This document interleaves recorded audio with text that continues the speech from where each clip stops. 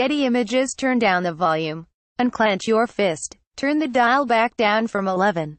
Trump isn't going anywhere for a while. Deal with it. A year ago this week, I marveled at the pot-boiling-over frenzy of Donald Trump derangement syndrome in the media. Well, today, the media's kitchen is a shambles.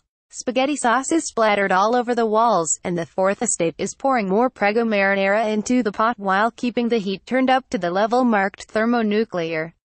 Not only is everything still hyperpoliticized, but the lines between news media, lifestyle media and flat-out activism have faded into irrelevance.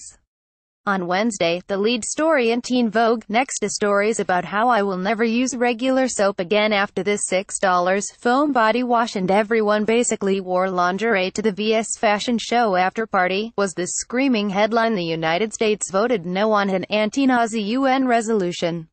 It ran over a terrifying picture of crowds carrying banners, some featuring swastikas, with smoke in the background suggesting a terror attack. Only when you click through do you discover that there is no news here whatsoever. The U.S. votes against this meaningless, non-binding UN gambit every year because the U.S. has this thing called the First Amendment. President Obama's appointees also opposed the resolution.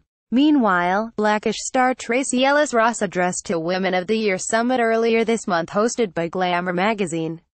Her speech was ostensibly about being 45 and childless, but it could easily have been made by a women's professor at Barnard instead of a sitcom star. I look back and think about all the ways we're told that those two goals, being chosen and having kids, or what makes you worthy, this narrow story of husband plus child equals woman.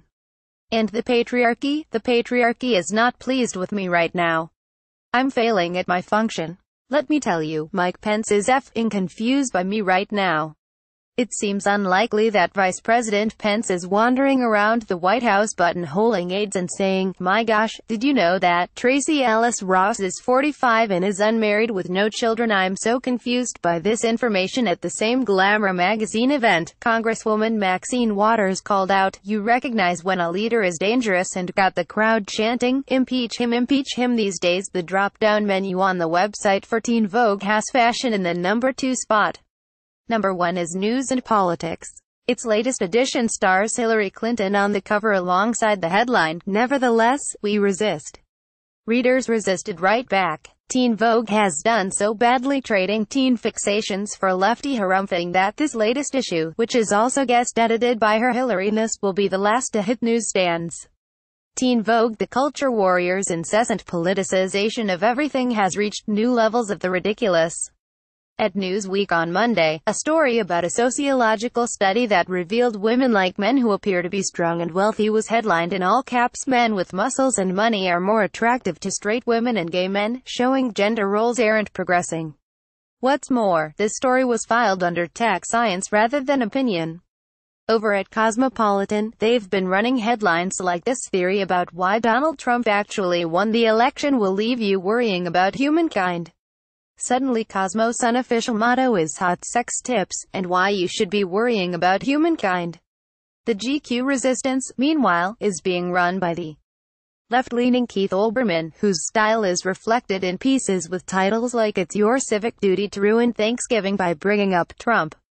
The unhinged coverage of all Trump scandals, real and imagined, has cost the media in the eyes of the public, among whom only 39% said they had a great deal or even some confidence in news outlets last November.